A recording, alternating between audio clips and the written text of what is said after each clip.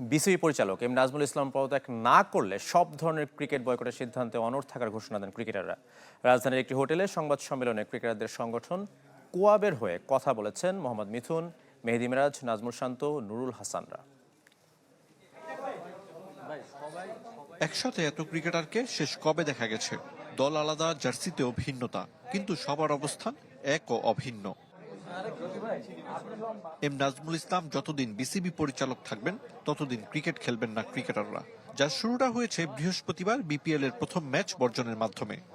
আমরা এখনো ওই স্ট্যান্ডে আছি, আমরা খেলার বিপক্ষে না, বাট সবকিছুর তো একটা লিমিট আছে।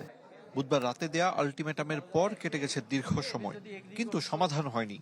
পরিচালকদের কয়েকজন ক্রিকেটারদের সাথে যোগাযোগ করলেও করেননি সভাপতি। ঢালাইয়ের সেরা প্রিমিয়ার সিমেন্ট।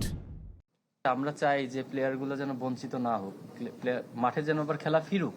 মানে দুঃখজনক বিষয় হলো যে এখন পর্যন্ত বুলবুল ভাইয়ের সাথে আমরা কথা বলতে পারিনি। তবে পদত্যাগ ছাড়াও আরো একটি বিকল্প পথ দেখিয়েছেন ক্রিকেটাররা। যদি 48 ঘন্টা পর পদত্যাগ নিশ্চিত করতে পারে বিসিবি, তাহলে মাঠে ফিরবেন। তবে প্রতিশ্রুতির ব্যত্যয় হলে আবারও ধর্মঘট। তারা 48 ঘন্টা যে সময় চেয়েছে, 48 ঘন্টা যদি পরে ওনাকে যদি না সরানো হয়, তখন আলটিমেটলি আবার খেলা বন্ধ হয়ে যাবে।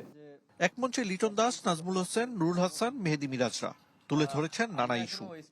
আপনি ক্রিকেট প্লেয়ার বাদ দিয়ে তো আপনি সামনে আগাতে পারবেন না। মানে এখানে কিন্তু এক দুইজন ইস্যু না, এখানে কিন্তু পুরো কান্ট্রির প্রত্যেকটা প্লেয়ারের ইস্যু। ক্রিকেটের এত বড় একটা পদে উনি বসে উনি প্লেয়ারদের ছোট করছে, এটা তো একটা ডিসিপ্লিন ইস্যুতে পড়া উচিত।